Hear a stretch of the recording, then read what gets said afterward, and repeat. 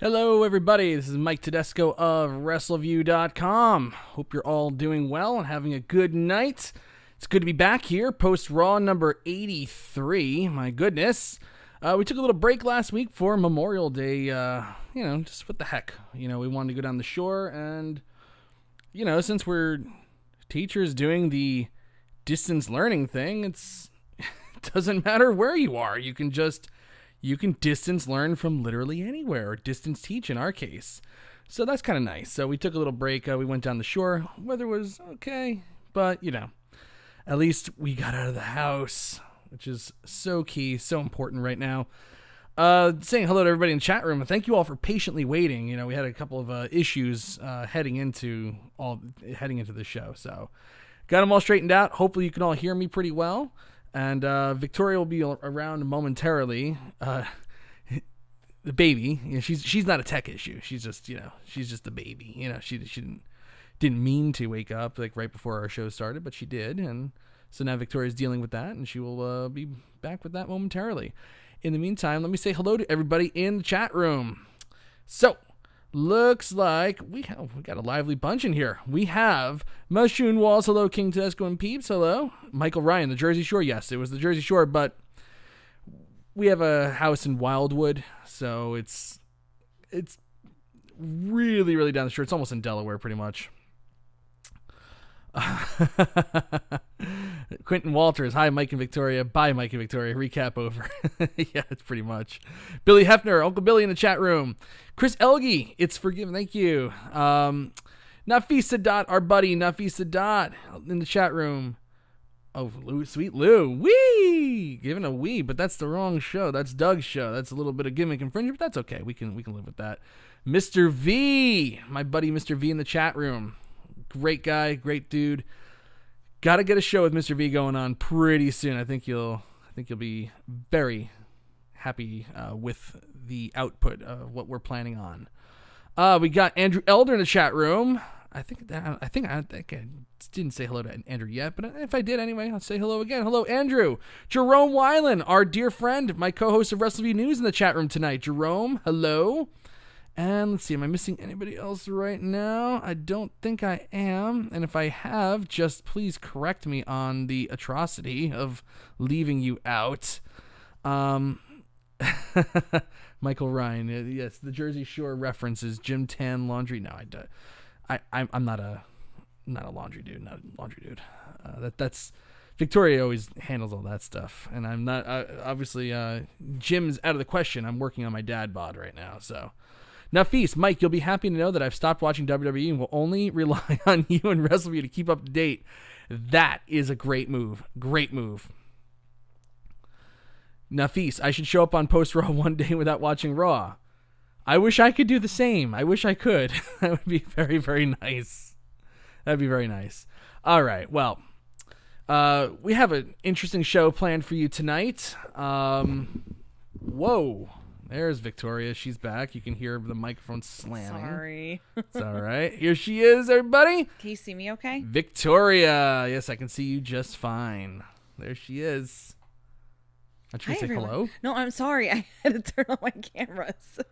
All right. Hi, everybody. It's so weird to do. I don't think I've done. I'm trying to think of the last time I did a show back to back. Oh, yeah. In a row. Because since I was on. Wrestleview Live and Post Raw, like literally 2 weeks ago. No. Yeah, true. I guess. Yeah. Yeah. But that was kind of spontaneous, so I'm like. Oh, the last time you purposely did a show back to back? Yeah. Well, if you missed it, last night Victoria was on with our dear buddy Doug Lackey on Wrestleview Weekly. We had so much fun. We had a lot of fun on that show. I even popped in for That's why you can say we for that. I even popped in for like 10 minutes just to say hello and talk a little wrestling with Doug. We did a little tag team. Thing. Victoria and Doug gave the predictions for NXT TakeOver in Your House this Sunday. So if you haven't seen it yet, check it out. It's a good show. Had a really good show. They had a really good show, and Doug's liver's on the line because of that. Everybody says hello. Quentin Walters, Mushroom Walls. Hi, everybody. Mr. V, Andrew Elder, Nafis. They're all saying hello. Hello, hello, hello, hello, hello. So, hello, hello. And hello. Andrew Elder also reminds us, Liliana also made an appearance on that show. Liliana made an appearance. She did.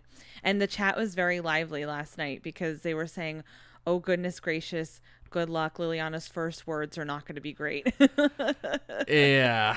Yes. Well, potty mouth Tedesco over here.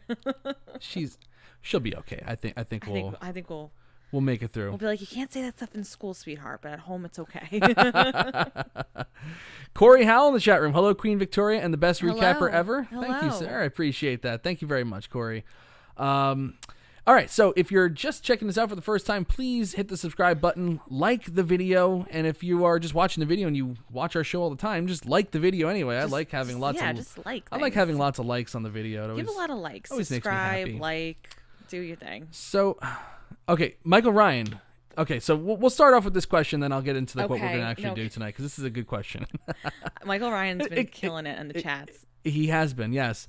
And it could either be a really long answer or the shortest answer ever. Oh, gosh, to I'm any scared. Question. Honest question for Mike and Victoria, for Michael Ryan. Okay. Would you watch Raw if you didn't do this show? No. No. That's pretty easy. No, I would probably forget about it. It's one of those things where I got to tell you. Out of sight, out of mind. Yeah. I got to tell you. But I enjoy doing this, so that's why. Yeah. I mean, I love being on the show with. I love post-Raw show. This is always like the carrot at the, dangling on the stick in front of you. It's like you got to get through. I really want to do the show. I love doing the show. I love interacting with everybody every week in the chat room. But I got to get through that damn 3-hour Raw. I wouldn't mind it so much maybe if it was a 2-hour show. If it was a 2-hour show, it would actually get through it. Actually, there are so many episodes of Raw that would be so good if it was just 2 hours. If they could just cut that damn third hour out. My gosh. It's like watching. Well, it's longer than majority of your average movie. Because obviously there's long movies that go around for 3 to 4 hours. Yes. But it's when you feel like you're watching a movie every week like that, to that extent. I feel like you're watching Titanic every week. I mean, that I can do, not going to lie. But, yeah, I can watch Titanic every week, too. It's a pretty good movie. But just in general, that third hour really, even if it's the best third hour, it's like, here we go. Yeah, it's pretty tough. Michael Ryan says he just watched for the 3 hours for the first time in a year tonight. Wow. And he says, and now there's... Okay, there it is. Okay, so he finished it. I thought he just passed out after watching 3 hours of Raw. I'm more pissed at myself than I was when my ex-fiance, oh my goodness, miscarried in 2013. Oh my gosh, I'm so sorry. Oh, yeah, that's terrible. That's rough. I'm really sorry about that. Yeah. Well, it's always wrestling. It's a huge waste of time sometimes, for sure. Okay. Yeah, I wouldn't watch the show. It's pretty, but like I almost feel like if I ever stopped doing this, that this thing that I've been watching and putting so much time into for all these years, like I would probably just give up on the entire medium in general. Like that's there's really nothing concerns me if we totally didn't do anything like this. Right. It's almost like, like AEW is like a good alternative, but it's so made for the niche market. It's like made for like the hardcore wrestling fan. Like that, like there's really nothing about AEW that really strikes me as like, oh, we're trying to connect with everybody. It's just like, I don't know. And sometimes when they do try to connect, it feels like forced. Like, okay, we're gonna, do this and that. Try to be, inclusive. Listen, and all this I stuff. like It feels AEW. forced. I do. I actually, even the show last week, we watched some of it. Well, no, did you end up recapping AEW last week? I did. I did. Okay, recap so that's what I'm AEW saying. last week. But I didn't watch. It was a great show. I didn't watch the full thing, but I definitely do enjoy it. I'm not saying that, but if I wasn't watching WWE, it's not like I would be watching something else. I probably just wouldn't be watching wrestling. And yeah, and that does actually make me sad. I mean, you've been a fan a lot longer than I have, but the only reason why it makes me sad too is because, we started like you introduced me to like, obviously, watching it religiously. I wasn't allowed to watch it as a kid, even if I did try. Wasn't allowed to, especially with the Attitude Era. But it was nice though to see like when we were like we first started like actually officially dating, because we know each other for years. We first officially dating. It was like that time like you introduced me to it, and going to like going to Hooters or going to our friend's house, like having people over to watch the show. Like there was something to it. And even now, like it's kind of evolved into something else. Like we're not doing that anymore. Like we're not going to people's homes to watch it, because you're recapping half the time, and we're not obviously going to a bar to watch it. Like like Hooters to watch it, because that's when it was. Yeah. It's evolved into that. So it's like, like I would hate to see for like that portion of my life not to continue, and I would like Liliana to like go to shows one day. I would like to take maybe outside of the womb, because she did go to a lot of WWE shows. I almost feel like though, like I'd be like like if I ever like stopped watching or like stopped doing the show, that I'd wind up like Adam, where Adam watched wrestling for all those years, and once he left Wrestleview, he canceled his network subscription and totally just gave up on the entire genre. That's it. It's over. And it's almost like, I talked a little bit about this with Doug last night, which is why because I also recapped SmackDown last week, and I was like, gosh, SmackDown kind of like, just the storylines, and kind of brought me back to like how wrestling was, when I really, really, really, really liked it, where it's just kind of like those like trashy, stupid storylines. Some of them work, some of them don't. But they seem to be doing much better things on SmackDown than they are on Raw. It's like, SmackDown, it's just like straightforward characters. There's no like BS, storylines where you need to like, oh God, like what the hell is he even talking about? Like the Seth Rollins Messiah thing. Like some people like it, but at the end of the day, I don't get what the hell the character's supposed to be. Like I get it's just a Jesus knockoff. Okay, great. And like we haven't seen that before, but not well done at all. Yeah. But like on Raw, everything's like, oh, you got to think about this, and it's like, can I just watch a freaking wrestling show? Like, why is it? Why do they always have to try to make it something that it's not? It's supposed to be. Bruce Pritchard is better at this than Paul Heyman is. Well, Doug and I spoke about this last night. So SmackDown is really more of like your wrestling show, because they want it to appear like full on sports, not focus so much on the entertainment component. But Raw is supposed to be like your entertainment, like your TV show. Well, they fail miserably every single week. I'm just saying, like Doug and I were talking about this last night, because we were talking about like, wouldn't you want the entertainment to be on Fox though, the one that more people watch? You do. We didn't say it made any sense, but we're just saying that's what our thoughts were, like, because we were talking about Velveteen Dream and Adam Cole, like who would go where, like if eventually, right, like which roster would they go to? Yeah. And we said Velveteen Dream would most likely go to Raw, and Adam Cole would probably go to SmackDown, because they're gearing more towards like, this is the sport, this is wrestling, this is whatever, this is where the action is. And it's supposed to, like, Vince McMahon wants to win Emmys every year for like Raw. That's literally his goal. He wants to make it like a wrestling soap. That's Kevin Dunn. He's like a wrestling soap opera. Like that's what he wants out of Raw. I remember I forget if it was Jim Cornette or Paul Bearer. They were talking in a shoot interview once where, well, goddamn, that Kevin Dunn thinks he's gonna win a damn Emmy every year. Like it's never happening. It's never happening. And they've put up things for your consideration. It's like, it's not gonna happen. Just do what you do best and stop trying to be something that you're not. Now, speaking of things that you're not, Nia Jax, I got to talk about her. I want to kick off the show talking about this, because this is another bullshit injury in a match with Nia Jax, and it happened obviously again tonight on Raw. We reported it last week because this Raw was taped on Tuesday last Tuesday. Mm-hmm. So, obviously stuff leaks out, and you have all the NXT people there. So now there's more people in the building that can leak stuff out, which is always good. Yeah. Always good. Although I feel really bad for those NXT people. Like there a lot of unhappy people. From what you told me, they were told they had to stand for 3 or 4 hours, like, and barely had time to take breaks. They could take breaks in between matches and stuff like that. But for the most part, they were standing for 3 hours. Good Lord. And having to clap and stay excited and all that stuff. They were a miserable crew at the end of the 3 days that they had to do all this stuff. In multiple tapings, Raw and SmackDown on Monday, Raw and SmackDown on Tuesday, and 2 episodes of NXT on Wednesday. That's tough. But, okay, so it leaked out that during a match... Sorry, I'll let you continue. Oh, go on. What do you want to say? No, just real quick. I want to do I want to do a comparison when you do your next Wrestleview news show with Jerome. I want to bring Gabby on, and I want to talk about AEW crowd versus WWE crowd, because I have some thoughts about which crowd is better. So Jerome, get Gabby ready for. That sounds good to me. Yeah, well, AEW crowd's like way better. Like they actually you just ruined it. Well, I'm just saying, they seem like actually excited to be there, whereas like the NXT crew, even they were watching like, oh god. What did I get myself into? Go ahead.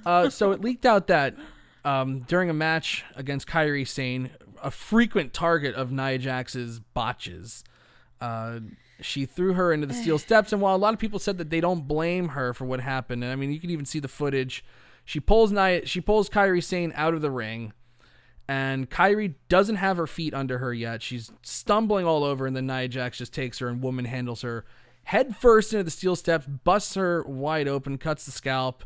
The match is stopped, I believe the report said, for about 15 minutes, and Kairi Sane said that she wanted to continue and just finish it up. Kairi Sane, obviously, deeply affected by the death of Hana Kimura, came out with an umbrella that had Kimura's name written in it in Japanese. Wanted to finish the match. Obviously, I think this meant something to her, even though it was a glorified squash. But damn, Nia Jax again. Yeah, you can't fully blame her on it. Kairi Sane was stumbling and stuff like that, but she could have waited for her to get her feet under her before throwing her into the steel steps where she cut her head open. It's just unbelievable that even accidents just seem to increase tenfold when Nia Jax is in the ring. She was out for a full year, and she said in an interview, I've been cleared since December.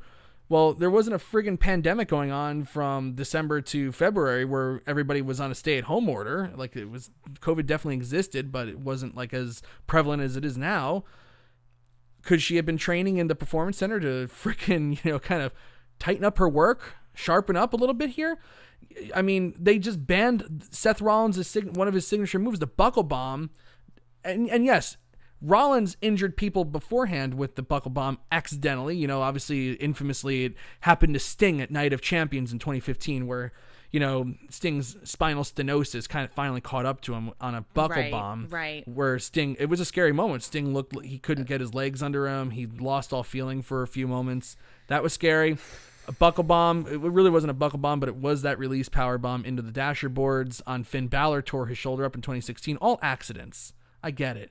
But the one that finally said, okay, we're done with the buckle bomb, was Nia Jax giving the buckle bomb to Kairi Sane in mid-April at the Performance Center and just dumping her on her head. Just so careless. And it's like, at what point is enough enough? I mean, it happened in April, just coming back. Nothing happened. She's getting a title shot. She's getting a damn title shot right now at Backlash. I mean, titles are just props, but it's not the point. Oh my God, I'm a title mark. No, that's not what it is. But it's a featured spot on the show.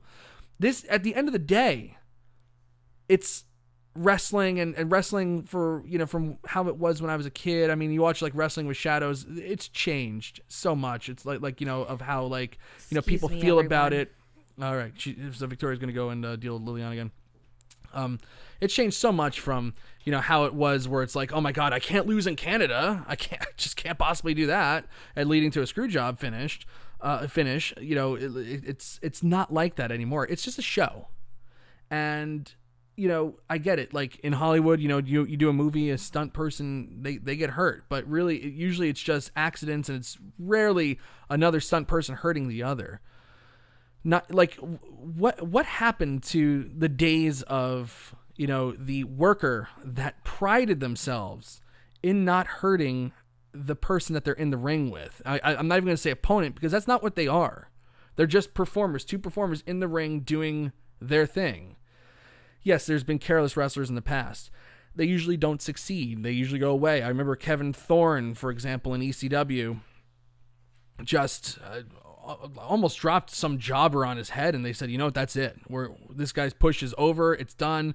We are moving back on him. In fact, I think they even wound up releasing him eventually. Nia Jax, I get it. She has a unique look. She has the relationship to The Rock. What is going on here? When is it going to be enough for this company? What does she have to severely injure somebody? Probably just Vince McMahon is just sitting there like, oh, well, the last time she hurt somebody was Becky Lynch, and look how well that worked out for Becky. Well, that was a happy accident, I guess, there. But for the most part, she's been careless, sloppy, totally shitty in the ring from the get-go, and nothing's been done about it. Either it's some nepotistic thing with The Rock, she's been pushed through the system too fast and she has an ego, or it's a double thing with with an ego and being related to The Rock. I don't know what it is, but something's got to give here. Something's got to change. But I don't think it does. I don't think it will. And you're gonna have a lot of unhappy people getting in the ring with Nia Jax in the future. I can't imagine that's a comfortable night at the office. I mean, I have to almost imagine that like getting in the ring with Nia Jax at this point is like, like some jobber tag team showing up to Jim Crockett Promotions in the 80s and seeing that they had to face the Road Warriors. I mean, the Road Warriors in the 80s, Jesus Christ, that's a scary, scary combination. And they legitimately just beat the ever-loving crap out of people. Whoa. That's a rough night at the office. But, geez, I want to read what people are saying in the chat room about Nia Jax. Nafis, I miss Mike's Sasha Banks rants. Those were money. Nafis says, I won't be surprised if Nia is future endeavored after Backlash.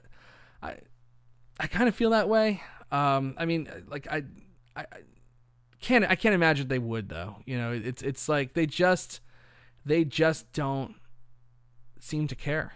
I mean, this is a company that, I mean, I hate to be like this, but this is a company that routinely sends their performers to a country that doesn't welcome some of their people, where if like Alistair Black with religious tattoos, or Sami Zayn, who is Syrian, like if they go to this place, their lives might be in danger. This is a company that just sends them there for money. So, I don't think they really give a hoot about their performers and their safety. But it's bad. It's gotten out of hand. Victoria, what do you think of the Nia Jax problem? Well, here's the unfortunate part about the whole thing, and I hate to say it, and I don't mean to like cause controversy per se when I do say something like this, but I don't think she cares, and I'll tell you why. And I don't think the company is going to necessarily push for her to like to reprimand her because of who she is, because of who she's related to. So I think that she almost gets like a free pass, and I don't think she's afraid to use it. I hate to say it. She's kind of always walked in. I felt, to me personally, like I said, and I personally do like her, and I just don't think they're necessarily utilizing her properly. But I feel like she's not afraid to be like, to throw in your face, like, I know who I am, and I don't really give a crap about what anybody says.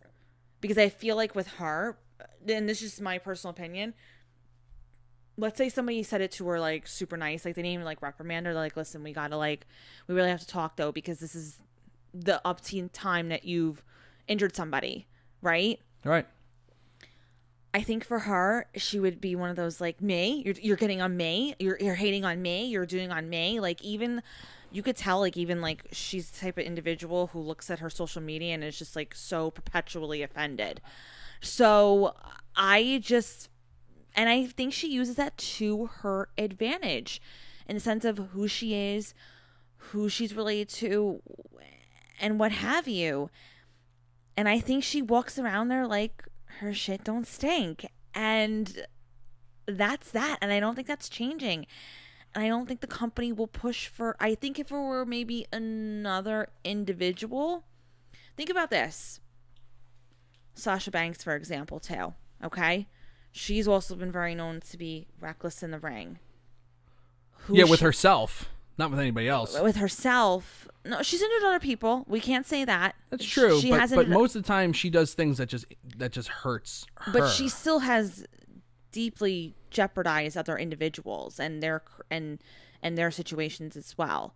Even if it's not as much as Nia Jax, she still has injured people at a significant level on multiple accounts. So it's not like she hasn't done the same thing. But again, are they going to press the issue with Sasha Banks? No, because she's related to a celebrity. And it's actually even worse with Nia Jax, who's not only related to an individual who's one of the greatest WWE superstars of all time, is also one of the greatest movie stars of all time.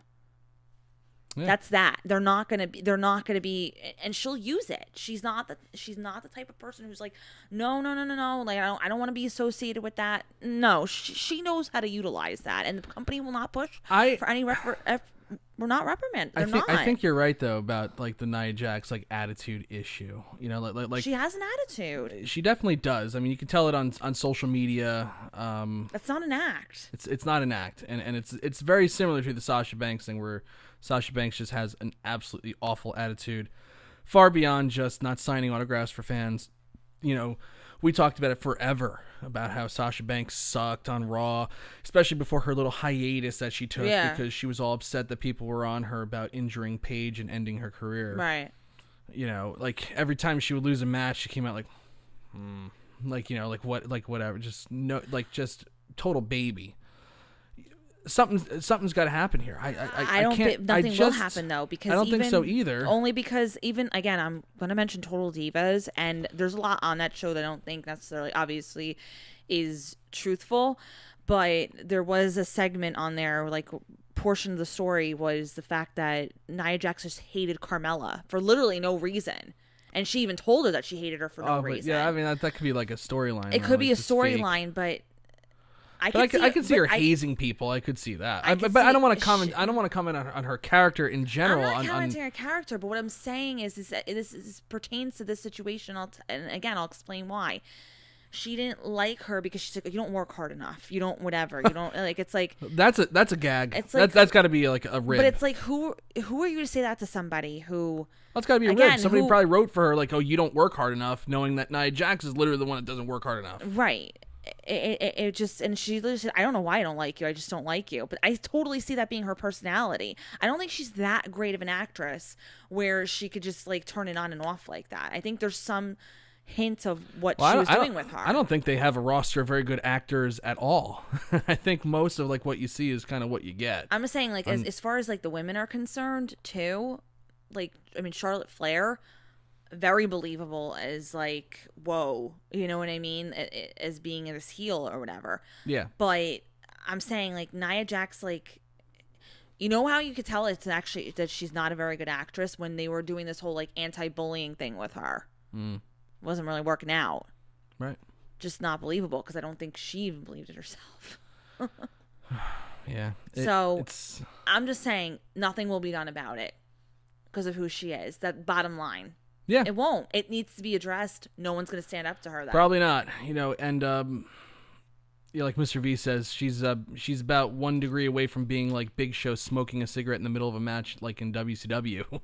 Just totally lazy right now. Just doesn't care. Just hurting people left and right. It's like, if you don't know how to work, you can't put them on TV. You just cannot put them on TV.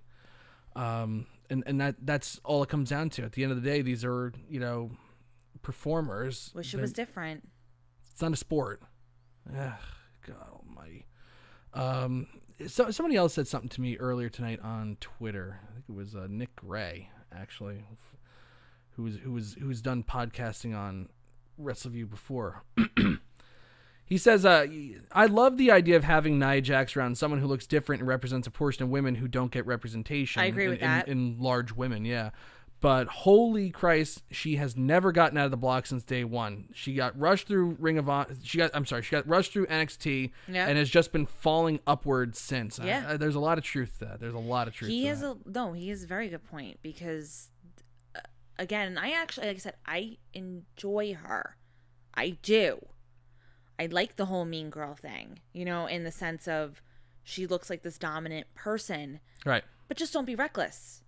Yeah. Hone in on your craft. Get technical. Well, that's all. It doesn't matter how good your character is. If you cannot work in the ring without hurting the person that is trusting you to be good at your job, then you don't belong in the ring. You do not belong in the ring. And no female will step up to her either. It's not even about stepping up. It's just doing the right thing. WWE has to do the right thing. They don't. They don't. As usual. Let's talk about Raw. I can't talk about Nia Jax anymore. She stinks. She fucking stinks in the ring, and that's all there is to it. That's all there is to it. Said it a month ago when she fucking dropped Kairi Sane on her head. Now she spikes her on her head, and it was steel steps. Post Raw was so mean to me on Twitter and on Post Raw show. Good. Let her. Idiot. Anyway. So Raw kicks off with Seth Rollins. This is just what the show needed. The show needed Seth Rollins to kick it off with one of his boring promos. That's just that's the perfect way to start the show. I really actually thought you were gonna every be night. Like, yeah, no, this is a great opening. It's like, come on, really? I mean, we just did a Rey Mysterio retirement thing to get into his match with Brock Lesnar at Survivor Series. Now we're doing it again. You gotta recycle. Oh my gosh! I mean, like at least like when they would recycle storylines, it'd be like every 2 or 3 years. They right, get not similar. every 2 to 3 months. Yeah, not every 2 to 3 months. Like, come on now! Like, what the hell?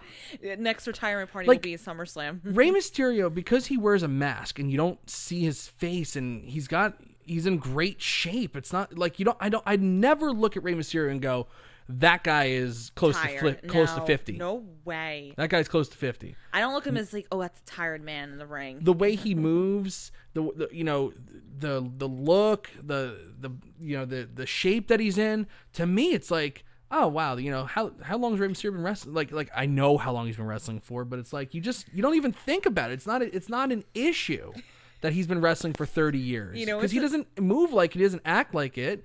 He's in great shape. He looks great. The masks hide everything. It's like, but like, because they know his age, it's like, well, we got to tease retirement forever, because once you're 40, that's the end of it. You're fucking done.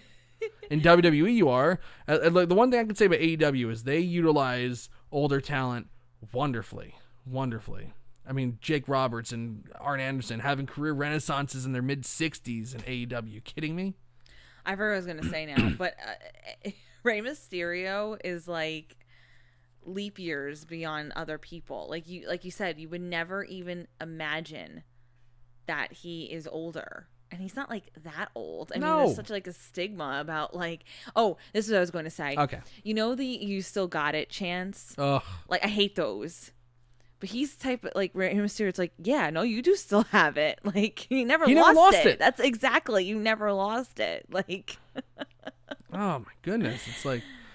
But anyway, so we're teasing that Seth Rollins out there talking about something with like, oh, Rey Mysterio is a sacrifice and blah blah blah blah. It's so boring. Then Alistair Black just comes out and just kicks him out of the ring. And that's the end of that segment. Wow, bye. It's like, really, like. Oh, man. It's like Alistair Black. You want to get that guy over? Send Seth Rollins out there, have him say 3 words, and then have Alistair Black come out and kick him out of the ring. Not after a long... Not after everybody turned off the TV watching this. Like, come on. No, that is definitely true. Well, Seth Rollins takes on Alistair Black. They actually have a pretty good match. It's pretty long, actually. It went through... it was long. 2 commercial breaks. It was good. And I remember Uncle Billy texting me and saying... oh, like this is going to be like a DQ because they don't want either of these guys to lose. But Alistair Black actually rolled up Seth Rollins and picked up the win, which I thought was great. It shows that they have a lot of, they have big plans for Alistair Black, obviously. You know what I liked, though, actually, with the match itself? What's that? But the only thing, because I really did like the match, even though it did go long, the only thing they could have done differently was just flip-flop the match and then the promo. If they really, really wanted to. I mean, I know it wouldn't make sense completely because majority of Seth Rollins, what he was talking about was with Rey Mysterio. However, they could have flip-flopped things a little bit. Like, they could have started off with a strong match. And again, I don't know why they don't do that. Like, Why start a wrestling show with a wrestling match? No clue. No clue. No clue. Why you would want to start like these shows like it's kind of it's an action show. Like you want to start it with action. Yeah. Like for God's sake. This would have been a good match to start off with. Yeah, and then like have him come back later on in the night, like the 10 o'clock hour for the retirement angle. Yeah. Or better yet, just don't book Seth Rollins in two freaking things like in the same night. It's too much Seth Rollins. You know, really. In small doses, Seth Rollins needs to be another showed. issue that I'd like to talk about, and Billy kind of brought it to the forefront of my mind, but I was watching an Undertaker interview last night that he did on ESPN with Peter Rosenberg. Okay. And he talked like Rosenberg asked him a question like, why do you have so many signature moves, and like how did that happen, and you know, like how do you keep coming up with all these moves or whatever? And Undertaker says like, you know, I got to. It's like I've been doing it for 30 years or whatever. You got to stay fresh. I got to do these things to stay fresh. Otherwise, like I'm just gonna be spinning my tires, and people are gonna get tired of me real quick. You have to keep adding and adding. And he goes, and once I start adding, it's like I don't do all of my moves in every single match. I don't blow through all my spots. And it's like, Billy said to me, he goes, I don't know if it's the Monday Night Messiah moniker or like that whole gimmick that's making me bored of his work, or but I just feel bored watching a Seth Rollins match, and I never felt that way before, but I have been feeling that way lately. His matches are kind of, although the match at Money in the Bank against Drew McIntyre was great because it's a title match, they put a little extra effort into it, but his TV matches are boring because it's just the same spots every week. And now that they took away the buckle bomb from him, but he still does the Falcon Arrow every match. He does 2 or 3 suicide dives every match. That's the problem, though. He does the springboard knee every match. It's like every single person, not just Seth Rollins, but every single person absolutely blows through every single one of their spots, every single match. It's like, what's special? Like what do you have to wait to see? There's nothing special about matches in general. Everybody does a suicide dive. Everybody does a somersault plancha. Secret. I saw Drew McIntyre do a somersault plancha tonight. I saw suicide dives, multiples off the top rope. Jeff Hardy does a swanton bomb. Kevin Owens does a swanton bomb. It's like, what the hell? They're just going through moves through each match. And you know who had a huge problem with it? I mean, very, very vocal on his podcast was Stone Cold Steve Austin. Yes. He was very, very vocal about, he's actually addressed it with several superstars. And also, too, I want to say he also talked about it maybe he attempted to talk about it with, Triple H and, Shane McMahon at the time as well. They get a very, PC answer, of course, but it's like, there's nothing, I find it's harder and harder to find something unique in matches anymore. There's really cool spots, and there are things that are cool, just in general cool to see, but there is nothing unique as far as movesets and everything. Right. And there's nothing, and I mean, that would have never even happened back in the day. If you took somebody's move and used it in the ring, it was oh my God, and so I don't know. I know. Well, that's the deal. Like that piece of wrestling has to kind of come back, the storytelling portion of it in the ring, or and not just blowing through all the moves, making things mean something again. We don't need to see a dive every single match. It's you want to know why the show is stale.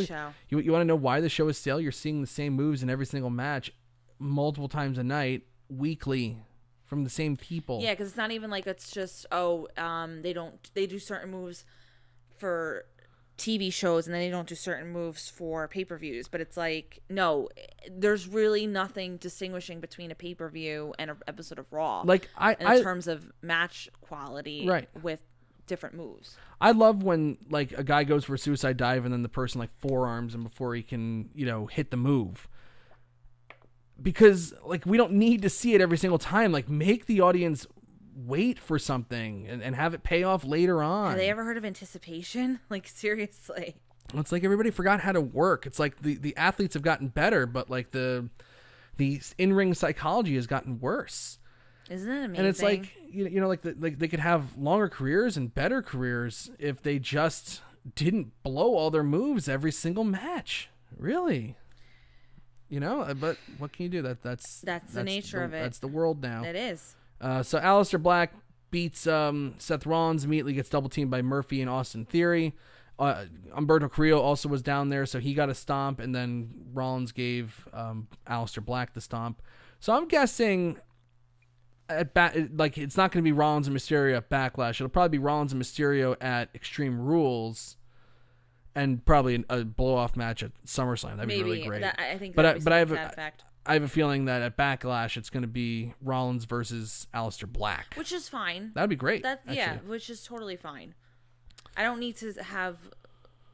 I don't need necessarily the storyline to continue with Rey Mysterio and Seth Rollins, but I don't need to have it at Backlash either. So right. Shawn Michaels made an appearance on the show, and I'm like, who is this weird old guy with a giant beard masquerading as Shawn Michaels? Especially since we've been watching Shawn Michaels interviews lately, so it's like, man, ay. But he picks Edge to win the greatest match ever. Why are they doing this? Why? Even, oh my God, I hated to say this, but even Meltzer was like, why do they keep doing that? Why do they keep calling it the greatest match of all time? It doesn't even have a chance. It doesn't even have a chance. I don't even know if it'll be the best match on the show. I don't even know if that's the case. I don't even know if it'll be the best. It'll probably be a good match, but who knows? Maybe Drew McIntyre and Bobby Lashley will be better. They had from what I hear, they had great matches in Impact Wrestling. Exactly. They might Edge and Orton might not even have the best match of the show. A stupid tagline. It's like, why are you putting that pressure on it? I have no clue. Can't you? Okay, why can't we let the crowd decide if it's going to be? Well, there is no crowd. Okay, true, but the audience. Why don't we let decide. the NXT people? Why don't we just let the audience decide that if it's the best match of all time, as opposed to just taglining it? It's like playing in a show, and you're the one saying you're the lead singer, and you're going one more song. Oh my God! How sad do you have to be to do something like that? Ay. You want the crowd to say. You want the crowd to chant one more song. If the lead singer's chanting one more song, it's pathetic. Also, if they use shoe polish to cover up their bald spot, my goodness, that would be pathetic too. I don't know who. I don't know. Does that sound like anybody you know? No, it can't come to mind. I don't know. Generally speaking, I have no clue. Anyway, Apollo Crews, new United States champion, beat Andrade last week. Comes out and he. How does this make any sense? Okay. He's the face. And yeah, I get it. He's the face. The face never gets to pick their own opponent, especially for a title match. Just make it an open challenge. Instead, you have this idiot coming out there, oh, I'm going to give it to Kevin Owens because I really respect him and he really deserves it. It's like how stupid do you have to be? Oh, I want to be a fighting champion, so I'm going to risk losing the title every single night against an opponent of my choosing. It's why Kevin Owens? Why not the Big Show? I would choose. What's that guy? Was that really that guy who worked at Carmella for the longest time? James Ellsworth. I would choose someone don't like even James. Mention his name around me. Ugh. Someone like James Ellsworth. Ugh. Ugh. Yeah, right. But that's what a heel would do. The heels get to pick their own opponents. The faces issue open challenges. They don't pick their opponents. That's They're trying something new, I guess. Terrible storytelling. That's nothing new for them. Anyway, Kevin Owens comes out and says, I feel like this is just pity because I lost to Angel Garza. And he goes, no, it has nothing to do with pity, Kevin. I respect you. I feel bad. I feel bad for you. I respect you. You deserve it. No one deserves it more than you. All right, you're exaggerating a little bit. But... Well, that's kind of how it went. Yeah, it's true. God, just drop trow, man. Let's go. Just totally weird and just castrate yourself on live TV. You look like such a nerd right now. And he cried a month ago, didn't he? Yeah, screaming and crying. That's gonna get him over. Owen says he feels bad that Cruz's title reign is going to be a short one. They have a match. It's actually a pretty good match. Actually, more than good. But during the match, I was pulling a Billy here, and I was just thinking, God, there's no way that this match is getting a finish. No chance. And, 15 decades of conditioning by WWE's awful storytelling where they book matches and they don't want to beat either guy. Of course, it was no contest. Of course, Andrade and Angel Garza ran down, attacked them, leading to the most pointless tag team match of all time. It was just there. Nothing really happened. It was kind of boring, and that was the end of that. Apollo Crews and Kevin Owens get their win, and we all feel like we got robbed. So that's exactly what you want in the middle of a 3-hour show. Absolutely. Perfect. Anyway, Viking Raiders beat the Street Profits in a bowling match. How do you feel about these little, I love it. I actually think it's kind of funny. I do kind of like them. At first I was like, what is this crap? And now it's like, whatever. So they're going to have one more because they're tied 2-2. So obviously before they face each other at Backlash, I'm sure they have to have their tiebreaker. They should have a cinematic match. They should. They shouldn't even do whatever they're going to plan to do. They should have a cinematic match, and it should just be it should be just a combination of all the things that they had to do over the past few months and just different scenes. Yes. Book it, somebody. I would love to see a cinematic match with the Street Profits and the Viking Raiders where because that would be weird. Where it's almost like a 5 stages of doom match they have to do mini golf and bowling and and then the all in a row axe throwing and all that. Yeah. That's it. I love that gimmick of everywhere they go.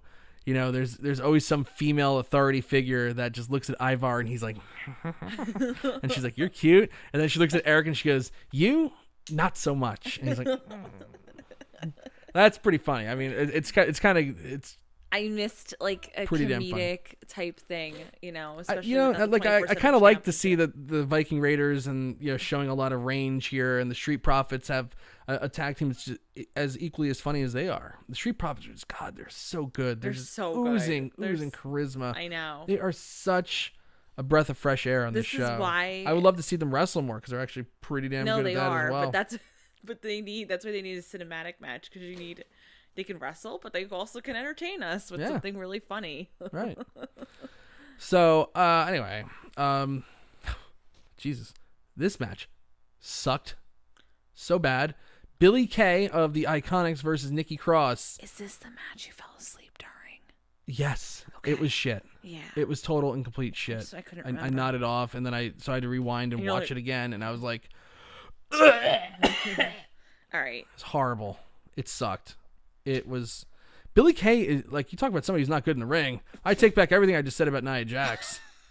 Billie Kay is the drizzling shits. Oh my God. Her finisher. Was that supposed to be a Uranagi or something like that? What the hell was that? You're asking the wrong girl. It was shit. That's what it was. Rey Mysterio with an eye cover over his mask. Samoa Joe asks him if he's here to retire, and Mysterio goes, I don't know. Why are you on the show then? What? He goes, I don't know, but I don't even know if it's up to me anymore. It's like, well, when is somebody's retirement not really up to them unless they're forced out? He goes, I could be cleared in a few weeks or never at all.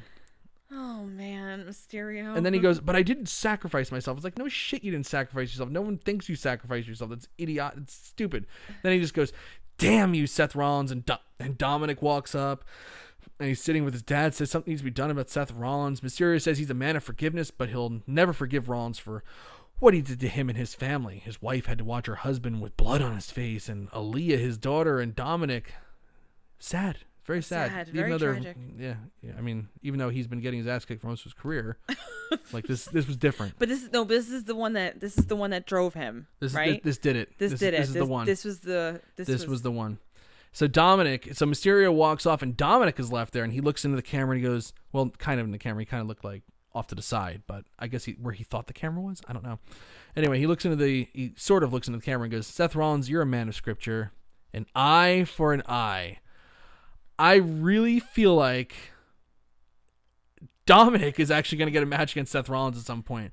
But to me, that was more fuel to my blindfold match fire. Blindfold match. Please, God, please do a blindfold match. Please. I just want to see it. I do too. I don't think it'll be as good as Jake Roberts versus Rick Martel, but damn, I want to see it again. Still. It'll be great. Nia Jax, we already talked about her. I don't need to say that anymore. Okay, so we had Rob Gronkowski on the show, 24/7 champion Rob Gronkowski. He was trying to record a TikTok dance in his backyard, and R-Truth was disguised as somebody doing yard work. Gronkowski's friend was wearing a referee shirt for whatever reason. R-Truth rolls him up. Gronkowski's friend, who's a piece of shit, counts the pin, and R-Truth is the new 24/7 champion. All is right with the world. So that's that. Everybody who thought that, like, okay, well, Rob's going to be bringing the title onto the sidelines at Tampa Bay Buccaneer games, Nope. like, no.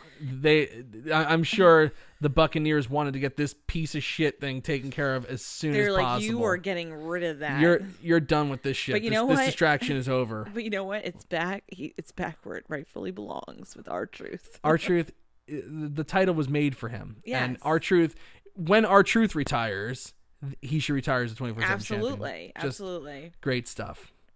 Charlotte Flair versus Asuka, another great match. And of course, as you get into it, bullshit finish.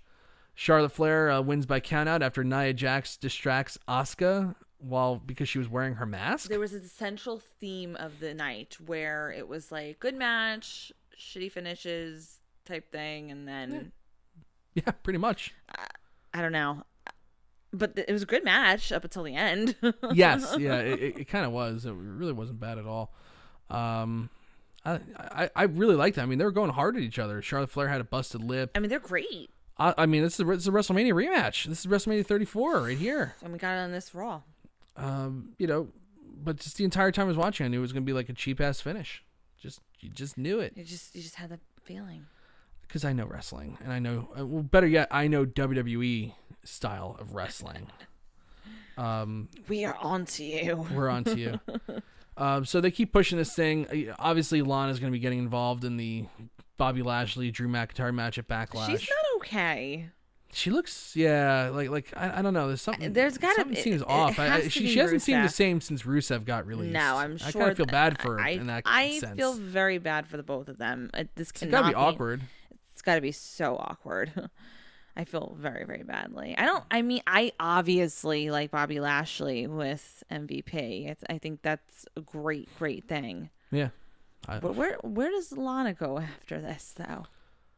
I don't know. Once the Bobby Lashley thing ends, it's like... When's her contract up? She signed a multi-year deal, but She so did, did Gallows and Anderson. They're on the free agency market right now, so doesn't mean anything. it doesn't mean anything, but she's even if she loses her I don't know if she's good anywhere else. She can't wrestle, and unless she's unless Rusev says wherever he goes next, it's a package deal. You got to bring my wife in too. And she's not gonna be working wrestling anymore. No, I think I can't imagine that. I think let's just. I think she's happy just doing her modeling thing, whatever. Well, I know at some point she really did. I think, and of course, now, she wants to have kids. Yes, I think you're. Yeah, and I think so, and I think that at this point, it probably would just be best for her just to, if let's say Rusev went somewhere, she does go with him, but kind of just makes appearances at this point because she did. Right. I know she does want children, so. Oh yeah. So that was that, and then of course, even though the show was taped last Tuesday, Drew McIntyre was making his entrance. They had to at make it 10:55. You want to know why? They gave the main event 2.5 minutes. MVP versus Drew McIntyre. Yeah, it should go longer than 2 minutes, I guess. What the hell? No, they want you to get the feel of what they normally do. Don't put anything into the main event and give 2 seconds and then put another segment on the show that does not need to go into multiple commercial breaks and have as much time. They want you to feel the comfort of what they've been doing during this quarantine and during this pandemic. I was like, what the hell are you talking about? And then I realized that you were being facetious. Of course. They want you to How do you mistime a show that's taped? They want you to feel the comfort of their bad planning. When this is all over, you can still, and even during this, you could still count on poor time management. It sucks. Number one, it was fine. Drew McIntyre looked great. Of course, obviously they keep him looking strong, and they're doing that's the one thing that they're doing a great job of on Raw is keeping Drew McIntyre looking great. And Drew McIntyre's storylines are very easy to follow. There's no bullshit. No. You know, it's good. Yes. But putting him in the third hour, I keep saying this. Like, I know. Like, he should be kicking off the show, and his shit should be done by the 9 o'clock hour. That's it. Why are you arguing with us? I'm not. I'm just stating again. Like, I don't understand. Why are you putting him in the lowest viewed portion of the entire show? And it's not like the third hour, like how it used to be, where it's like, oh, you know, it was doing like, you know, in the high 2s while the rest of the show was doing in the 3s. Like, the show is dead. Oh, like, it's dying. The numbers are going down. And I can't imagine, you know, like, that's one thing I want to talk about after we're done talking about Raw. Yeah, like, yeah. You know, what's going to look like post-COVID. But, you know, like 1.6 million people watching, your WWE champion. It's like, you want him in the segment where, you know, 1.9 are watching, or 1.8. Why couldn't they open the show with this? They could have easily opened the show with MVP. Especially if it was Drew only going to be McIntyre. like a 2-second match. Yeah, especially if it's a quick match, and then Bobby Lashley puts him in the full Nelson afterward. And then you can have Drew McIntyre cut a passionate promo at like the 9 o'clock hour, holding his neck like, "Oh, you son of a bitch. Oh, I'm going to get you. Oh." I don't know if that's a good Scottish accent. I have no idea. It's but terrible, but that's okay. But that's okay. But I mean, you know what I mean? It's like, yeah, I know. But again, they want you to feel the comfort of knowing that we will always manage our time horribly. Yeah, exactly. And Nafi Sadako's all according to plan. So that was Raw. What does everybody say in the chat room? Give it a thumbs up or thumbs down while we wait for the thumbs up or thumbs down on the show. What does Raw look like post-COVID? I want to talk about, I mean, gosh, you know, television ratings are not good right now, partly because there's like no new programming, but like, you know, WWE is like the one aspect of entertainment that is producing new content weekly, and they are hemorrhaging viewership. Like when they, okay, so let's take a look at like Impact, and this might be a terrible example because Impact's a piece of shit company. It's like, it's just totally dead and nobody told them yet. Okay, but or it's like they're in a vegetative state and the family's just like kicking the heels on pulling the plug. It's like Impact's dead, but they were doing good numbers on Spike TV. They were in the millions, you know, in viewership, like, you know, high millions, mid million, you know, people watching. I mean, Impact. Or TNA back in the day on Spike TV, and Spike TV said, we're done with TNA because they're just a shitty company that we don't trust. They lie to us all the time, blah blah. Right. So they move networks, and of course they dip under 1 million, but they're in the high, you know, 100, you know, 900,000 or whatever, and maybe they crack 1 million every now and then. Move networks again, and move networks, and move networks, and now it's like they don't even subscribe to Nielsen ratings anymore because the numbers would probably be humiliating. They stream their show for free on Twitch, and they barely do a couple thousand watching the show. A couple thousand. Like, breaking patterns for wrestling fans, or really anybody. You know, really anybody. Like when a show switches to like a new night, they're gonna have a hit in viewership. Especially, and usually they only switch shows to a new night, you know, when the show is like on the back end of its run. You know, like I remember like when House switched nights and it's like, well, the show's probably dying. You know, like once the habit is broken where it's like, I'm not going to watch Raw until after COVID's done. You know, like when they can finally get people back in the arena. How many of those people are going to actually want to get back into that schedule of like, okay, well, every Monday night I'm watching Raw. Every Friday night I'm going to watch SmackDown. What is the post-COVID bump going to look like, or is the mid, you know, high millions for Raw the new normal? All right, so here's my thought. If you asked me this a couple months ago when this all started, I would have said, you're going to get your crowds back, you're going to get the viewership back, you're going to get it all. People are going to crave it, want it, curiosity, and say it. But the longer that we're in this, the longer I find myself even saying, I don't know if I can do this. And the reason why I say that is because if they told me I can go into an arena tomorrow, I'm not going. Yeah. I can watch the show at the comfort of my own home. That's fine. You know what I mean? But so if you ask me, like in the beginning of the pandemic in March when this was all going on and there was kind of like that glimpse of hope of, oh, everything's going to get back to normal by the summertime. And, you know, initially at first it was like, oh, you guys are going to be out of school 2 weeks. Everything's going to get back to normal. I would say you're definitely going to get the viewership, even then some, because people want to feel that normalcy again. Mm-hmm. You're not getting it. This might be the new norm.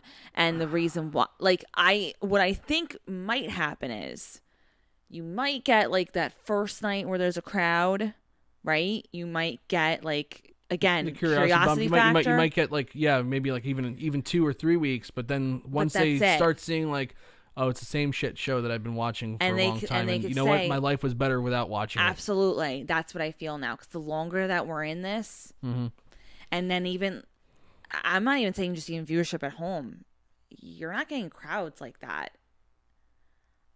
No, I don't think so. There are a ton of people like us.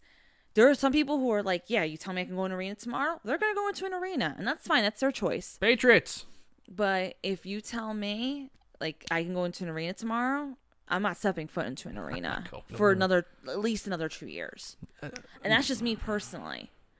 But there are a lot of people who feel like us, and there's a lot of people who feel like, no, I'll go. I don't care. Yep. Because I don't, you know what it is? Everyone's saying, oh, things are going to go back to normal. Things aren't going back to normal. No, I don't know what the normal is going to look like, but it's not going to be what it used to be. It's not, because I have a strong feeling that certain places are just going to implement, like, you have to wear a mask, you have to do this. We might, to be honest with you, even everything gets back to normal, it might be a requirement, even if you go food shopping, that you have to wear a mask. You might have to go to arenas, like, who knows, maybe like a WWE show, you have to wear a mask at the show. Well, probably until there's a vaccine, maybe, but like... I'm just saying, like, that might be your new normal. Yeah, it's a little scary to think about. You know, it's got, like, this whole entire thing has a very, like, you know, post 9/11 feel to it, where it's like, okay, well, it'll never be the same as it was on Monday, September 10th. No. You know? Like that world is gone. It ended at like 8 a.m. on Tuesday, September 11th. Yeah. You know, it's like, what's the new normal going to look like for us now? Yeah, it's kind of interesting. I'm just saying, I don't. Yeah, I kind they'll of feel survive. I think they'll survive, but the company's going to be greatly diminished, and I think they hit their peak entertainment wise 20 years ago. And they've been hanging on to that ever since. You know, maybe they got a slight, you know, new bump from John Cena. Yeah, he definitely it was never the same. And then of course they peaked financially, you know, last year with all these deals and stuff like that, and now it's in the toilet again with all, you know, with numbers that just aren't what people want them to be. Absolutely. And that's before COVID. That's exactly. And I just, like I said, the longer that we're in this, they have a problem connecting with fans as it is, and they had trouble filling up arenas, you know, previously. Right. I had to retract my statement though, because I remember how passionate I was about, like, why are they doing WrestleMania still? Like, why can't they just do it during SummerSlam? And why? Because now there is, like, the SummerSlam's not going to be the same, obviously. Right. Now it is a situation where you're not having crowd there. Like, you're not having anything to that effect. I know. So it's like, the longer that we stay in this, the longer, and you're so right. People might watch 2-3 weeks, but then they say to themselves, you know, I survived without Raw for all this time. Yeah, and it's the same show, like, you know, that was so awful that I was watching, like, and my life really didn't change much not watching it. I don't need to watch this anymore. In fact, you know, it's like, it's just better to have, like, you know, that extra 3 hours on Monday night, you know. I don't know, but we're gonna have to see. Andrew Elder says, honestly, me getting to an arena might be next year, but there needs to be, like, things in place for it to happen. Yeah, I agree. For sure. Now, looking at what everybody rated Raw, Nafis never watched, so he wouldn't know. Andrew Elder gives it a thumb snooze. Okay. I can only assume what that is. 3 words to describe Raw: bleh, meh, and bullshit. Enough said from Quentin Walters. Quentin, yep. Quentin gives it 2 thumbs down. Billy Hefner, down, it was awful. Michonne Walls gives it a slight thumbs down. Corey Howell, Raw thumbs down. Post Raw, always a thumbs up. Thank you. Thank you very much. Raw recap is so much better. 2 thumbs up from Quentin Walters. Appreciate that. Yeah. For me, for Monday Night Raw, got to give the old thumbs down. I'm going to give it a. It had its moments where it was thumbs good. It had its moments where it was good, but the BS finishes and all that stuff just kind of just totally destroyed it for me. And you fell asleep, so And, you can't. and it was so boring at one point I fell asleep. You know, it is what it is. I nodded off for a few. Is what it is. So Victoria gives it a thumbs down. I give it a thumbs down. Looks like everybody in the chat room gives it a thumbs down. Raw recap, gold star for Mr. V. Gold star, sir. Oh my god! I love it. I love it. Let me see. What does my night, Mr. V. Victoria loves gold stars. That's like her teaching gimmick. Is like gold stars. 60% give Raw. 61%. Excuse me. Give Raw a thumbs down on the Twitter poll. So that's it. Michael Ryan, we already know my feelings. Yeah, he did not like it. Raw didn't watch. Sorry, Mr. V. Yep, he made the right choice. Anyway, great show. I really enjoyed talking about the show. At least I did too. This is the best part of our Monday nights. And it's good to be back after taking a week off, and a very refreshing week. You know, not watching Raw that 1 week was very refreshing. And we'll take more breaks throughout the summer. You know how it goes. But, we'll be back next week with Post Raw 84 as we march on toward 100 shows. Oh, my gosh. So next week, including next week, we're 16 shows away. Wow. It's going to fly, actually. It probably is. We have to cherish these moments. we sure do. So, on that note, I am Mike Tedesco, the editor-in-chief of Wrestleview.com. And I'm Victoria Tedesco. Everybody, have a great night, a great week, and we'll see you next week. Bye. Have a good one. Bye.